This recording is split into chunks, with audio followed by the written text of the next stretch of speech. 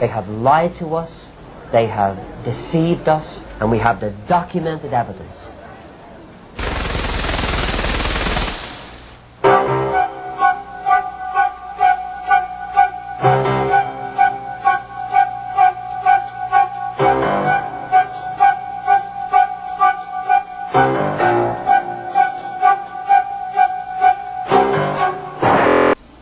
If you should choose to accept the Watchtower's current prophecy of Armageddon, whatever that may be, and decide to protect yourself by becoming a Jehovah's Witness, you will find yourself in a unique two-class religion.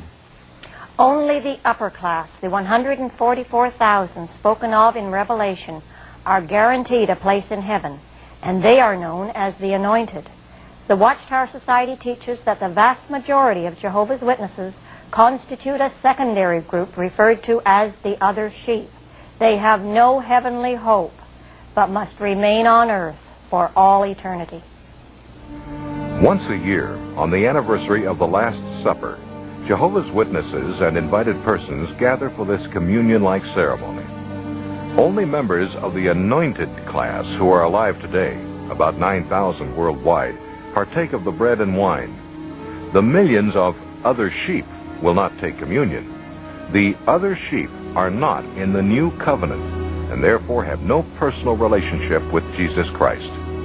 How then do they hope to attain salvation? The Jehovah's Witness is told he may not look to Jesus alone for everlasting life. As one of the other sheep, he must also depend on the Watchtower organization for his passage to paradise. In turn, the organization says he's required to earn his salvation largely by calling door to door. It's strange, but they seem able to teach two different things, opposite things, simultaneously. They agree that the Bible teaches that we are saved by grace, or, as they put it, God's undeserved kindness, and not by works. And yet the average witness believes, he hasn't the slightest doubt, that unless he performs the works that are laid out for him by the Watchtower Society, the witnessing activity, going door to door, regular meeting attendance, and other things that are brought out, that he will never gain everlasting life. Once in the organization, witnesses attend 5 hours of meetings a week. In addition, they are expected to devote many hours a month going door to door, selling literature and gaining converts, striving always to prove themselves worthy of escaping God's wrath at Armageddon.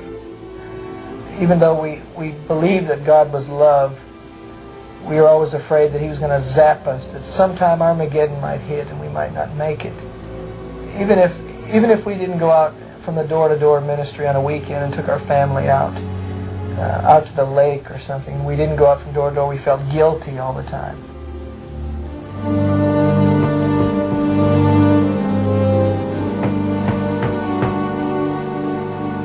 In order to keep a close check on the activities of each member, the organization requires them to turn in a monthly time report if they want to be retained on the rolls as active Jehovah's Witnesses.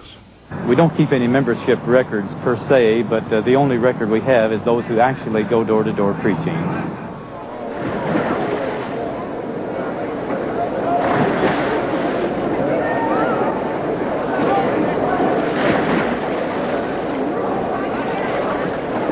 Today, when the new Jehovah's Witness is baptized, rather than using the biblical format of baptizing in the name of the Father, the Son, and the Holy Spirit, the witness is baptized in the name of the Father, the Son, and the Spirit-directed organization. This is a dedication to them that is without any reservation.